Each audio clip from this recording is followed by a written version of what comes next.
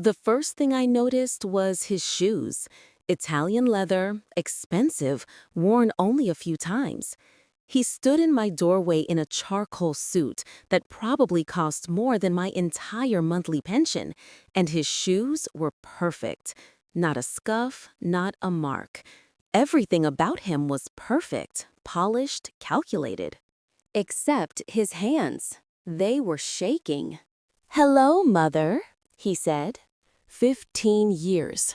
15 years since I'd seen my son Michael's face. 15 years since he'd walked out that door at 25 years old, full of anger and ambition, telling me he didn't need anything from me anymore. That my small town, my small house, my small life had nothing to offer him. Now he was back, and he was trembling. I didn't move from where I stood in the kitchen, my hands submerged in dishwater, my reading glasses still perched on my nose. I let him stand there for a long moment. Not as punishment, though maybe it was that too, just to confirm he was real, that my mind wasn't playing tricks on an old woman's lonely afternoon.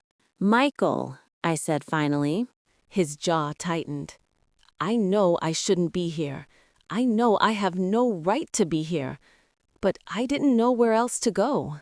I dried my hands on a towel, took off my glasses. He looked like his father for a moment.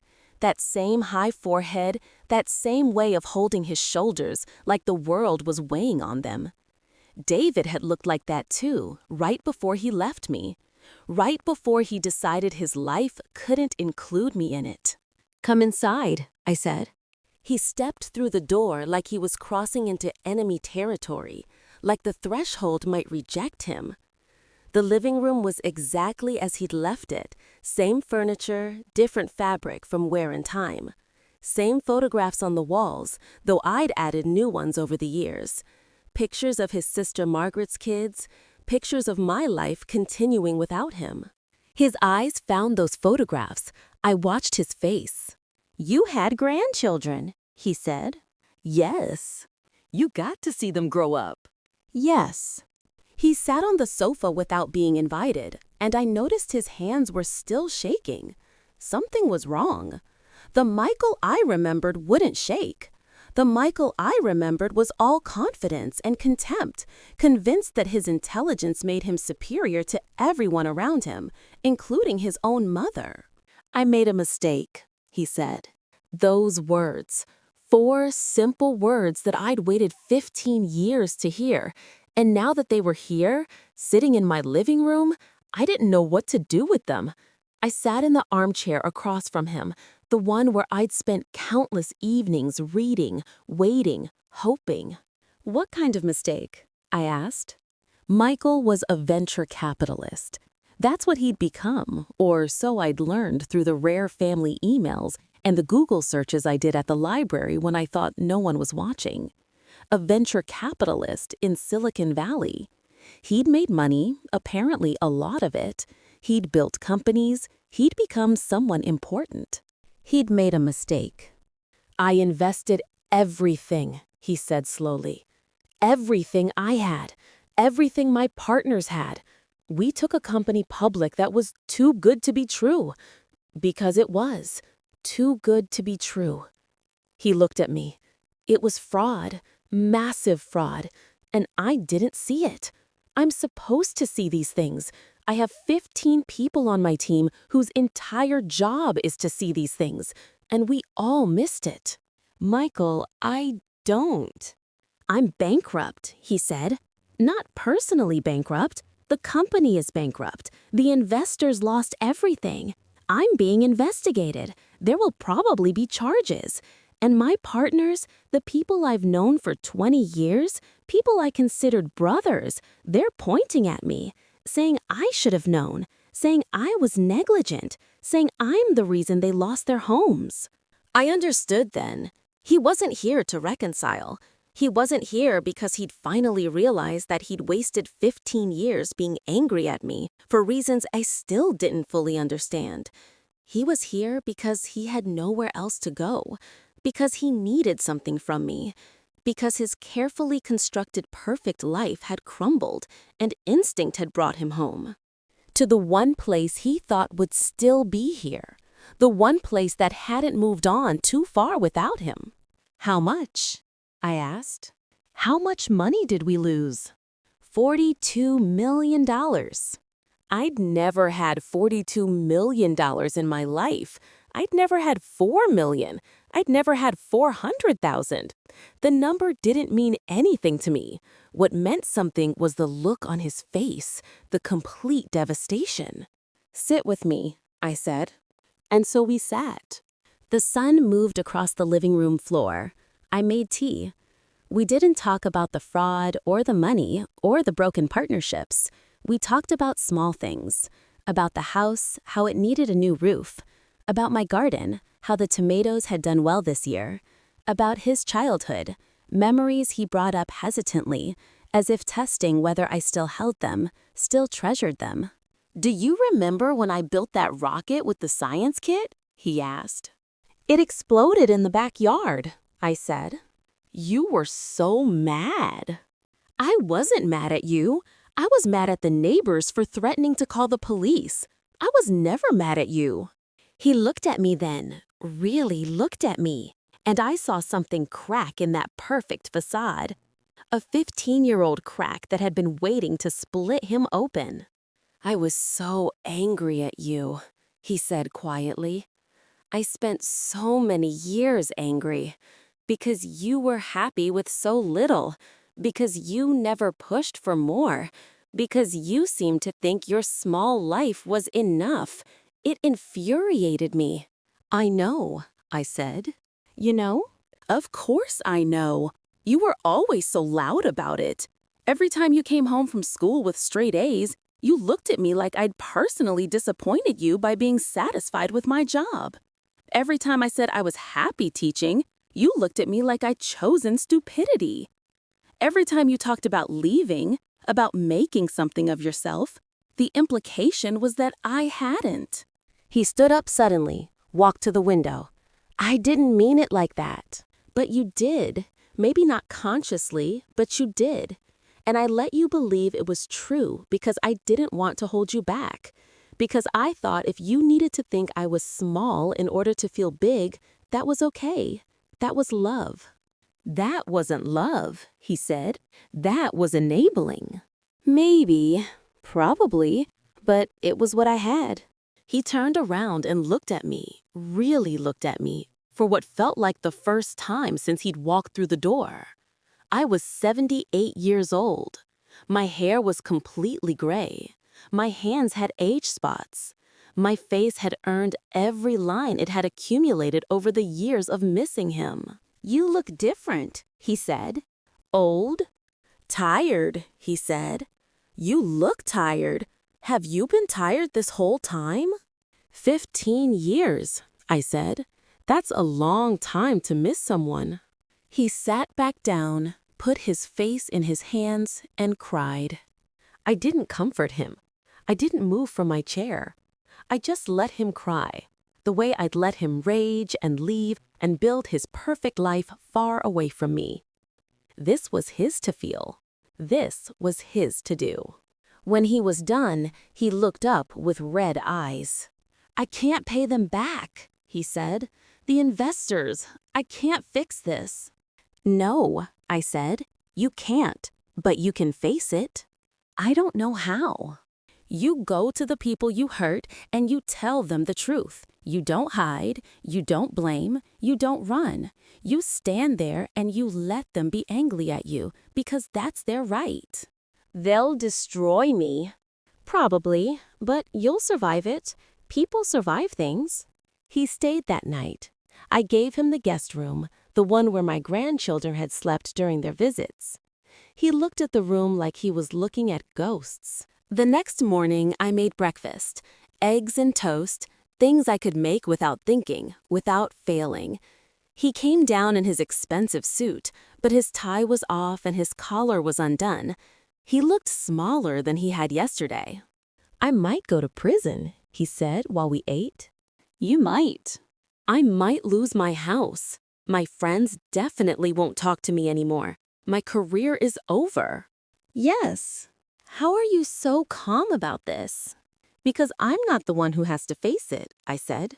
But also because I've learned something in 78 years. The things we think will destroy us rarely do. It's the things we refuse to face that destroy us. He was quiet for a long time, cutting his eggs into smaller and smaller pieces. Why did I leave? He asked suddenly. Really? Do you know why I left? I thought about that.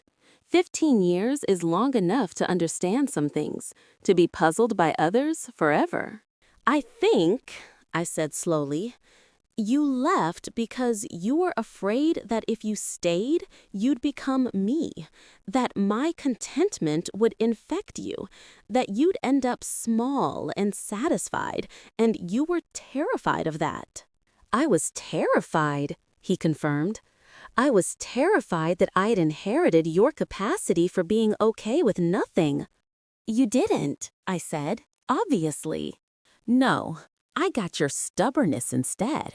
I got your refusal to accept limits. But I used it all wrong. I used it to prove I was better than you instead of using it to become better than myself. The days stretched out after that. Michael didn't leave. He hired a lawyer. He faced the investigators. He returned to Silicon Valley for meetings, for depositions, for the machinery of justice to grind forward. But he came back to my house each night. We didn't talk much. We were both learning to exist in the same space again. Some mornings he'd help me in the garden. Some afternoons we'd sit in silence, me reading, him staring out the window. Some evenings we'd watch television, and he'd explain what was happening because the shows had gotten too complicated for me in my old age. His company settled, a legal settlement that left everyone except him and his original partners without significant recourse, because that's how the law works when the wealthy get in trouble. His house was seized as part of a civil suit. He lost a partnership, but no prison, no criminal charges, no complete annihilation. Just consequences, the kind that felt small compared to what others had lost, but catastrophic to him because he'd never faced consequences before. 3 weeks after he arrived, he woke up late. I'd already been up for hours, been to the grocery store, been back. He came downstairs in my husband's old bathrobe, the one I'd never thrown away, the one that still smelled like him if I pressed it to my face at the right angle.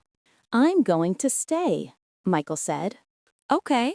I don't have anywhere else to go, and even if I did, I don't think I could leave again. Okay, I said again. Will you teach me? He asked. How to live small, how to be satisfied, how to not feel like I'm failing all the time. I can try, I said, but I think you have to learn that yourself. I can only share how I've learned to do it. He pulled a chair up to the kitchen table and sat across from me. This man who used to be my son, this man who'd become a stranger, this man who might become my son again if we were very careful and very patient. I'm sorry, he said, for everything. I know, I said. That doesn't fix it. No, but it's a start. He moved into my house officially then. Slowly, the expensive suits came out less. He bought simpler clothes. He volunteered at the local food bank. He took a part-time job at the hardware store, helping people find nails and paint and the supplies they needed for their small projects. His former colleagues called sometimes, trying to convince him to take a new venture capital position, to get back in the game. He stopped answering the calls.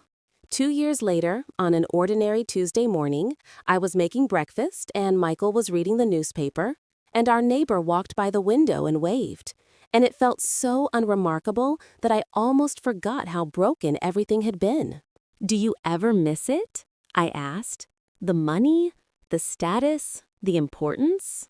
He thought about that while he folded the newspaper carefully. Sometimes I miss the person I thought I was, he said. But I don't miss what I actually was. I don't miss being angry all the time. I don't miss proving I was better than everyone. I don't miss you." He looked at me. "I don't miss missing you anymore," he said. "That's what I mean." I understood. That was enough. That summer, Margaret brought her family over for dinner. The grandchildren were teenagers now, shot up in the way grandchildren do when you're not paying attention. Michael helped me in the garden while they set the table. My granddaughter, 12 years old, came looking for us. "Grandma, why do you have a son living in your house?" I looked at Michael, expecting him to flinch at the directness.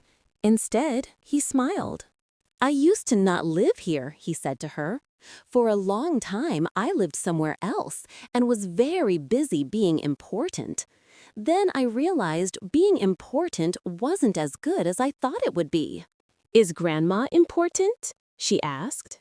"Yes," he said without hesitation.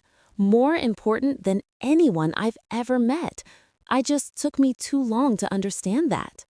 My granddaughter nodded seriously, as if this made perfect sense, and went back inside.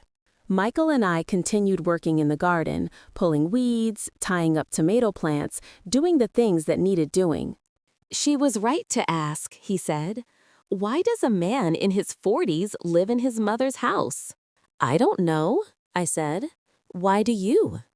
"Because," he said slowly, "I'm finally learning who I was supposed to be instead of who I thought I had to be. And it turns out that person is someone who grows tomatoes in his mother's garden, someone who helps at the food bank, someone who shows up on time for dinner and remembers to say please and thank you and means it."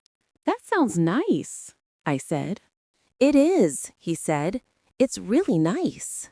He picked a ripe tomato from one of the plants, held it up to the sunlight. The skin was perfect, unblemished, exactly the right color. "I'm sorry it took this long," he said, still looking at the tomato.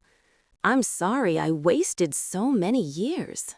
"You didn't waste them," I said. "You lived them. That's different." "Is it?" "Yes," I said. "If you'd wasted them, you wouldn't have learned anything. But you did. You learned that being bigger isn't the same as being better. That success doesn't fill the empty places inside you. That home is still home even after you've been gone for 15 years. He set the tomato in the basket carefully, like it was the most precious thing in the world. "She's never going to forgive me, is she?" he said, referring to his sister Margaret. "I don't know," I said, "but she might. People surprise you sometimes. You surprised me." That fall, Margaret invited Michael to her son's soccer game. He went. He sat in the stands and watched. He cheered at the right moments. Afterward, Margaret spoke to him for the first time in 15 years. I wasn't there to hear what she said. Michael didn't tell me. But when he came home, he looked lighter, like something had lifted. "She said she was glad I wasn't dead," he told me that evening. "That when she didn't hear from me for so long, she'd wondered if I was dead. But I wasn't. I was just lost." "Are you found now?" I asked. "I think I'm finding myself," he said. "Every day, a little more. I'm 90 now. Michael is 65. He still lives in my house, though he's talked about getting his own place, something small and humble. I've told him I wouldn't mind if he stayed. We have a routine: coffee at 7, breakfast at 8, garden work in the morning. In the afternoon, he helps me with things that have become difficult: reaching high shelves, opening jars, getting up from chairs, the physical indignities of aging. His friends sometimes visit, the ones who stuck with him after the fall. They look uncomfortable in our small house, in our simple life. But Michael doesn't look at them with hunger anymore, doesn't look like he's wondering what he's missing. Last spring, I asked him about her, about Rachel, the woman he'd been engaged to when he left, the woman who'd broken his heart, he'd said. That was part of why he'd been so angry. "I looked her up once," he said, "a few years ago. She's happy. She married someone else, has children, a good life. Does that bother you? Not anymore, he said. It used to. I wanted her to regret me the way I regretted leaving you. I wanted her to miss me. But now, I'm just glad she's okay. I'm glad she didn't waste the time I couldn't use. That's when I knew he was really found, when he could be happy for other people's happiness instead of bitter about his own losses. I've been thinking a lot about forgiveness lately, about what it means, what it costs, what it takes to give it. For 15 years, I had a choice every single day. Hold on to the anger at what he'd done, or hold on to the hope that he might come back and we might fix it. I chose the hope every single day, even on the days when I was certain I was foolish for hoping, even on the days when I was angry at him for wasting my time, even on the days when I was angry at myself for not being enough to make him want to stay. Some people will say I was too soft, that I should have demanded he apologize before I took him back in, that I should have made him suffer for what he'd done to me. But I learned something from those 15 years of waiting. I learned that sometimes the only way to heal is to open the door when the person comes home, even if they're late, even if they're broken, even if they've caused you pain. My son didn't deserve my forgiveness, but I gave it to him anyway. Not because he asked for it, not because he earned it, but because holding on to anger was like drinking poison and expecting the other person to die. It was just one day at a time. One morning at breakfast, one afternoon in the garden, one evening watching the sunset from the porch. Building a new relationship on the foundation of the old one, except this time we both understood what mattered. This time we both knew. I don't have much time left. The doctors have told me as much, though they're always vague about it. A few more years, they say, or you're doing well for your age, which is their way of saying the years are limited. Michael knows this. We don't talk about it, but he knows. I catch him sometimes, just watching me while I'm doing ordinary things. Reading, washing dishes, sleeping in my chair after dinner. He's making memories, I think, for after. Last week, I asked him what he was going to do when I was gone. He looked out the window at the garden we've tended together for 7 years. I don't know, he said. Maybe keep the house. Maybe invite Margaret's kids to visit sometimes. Maybe try to be the uncle they didn't know they could have. Maybe just sit in the garden and remember this time. Remember when I was finally home. That sounds good, I said. Will you be okay? He asked. Wherever you go, will you be okay? Yes, I said. I will be okay, because I got you back, because we fixed it, because in the end, despite everything, despite the anger and the years and the waste, we found our way back to each other. He reached over and took my hand, and we sat like that as the afternoon light grew gold, and I felt, for the first time in a very long time, like I could let go, like I'd done what I came here to do, like maybe, after all, I'd been enough.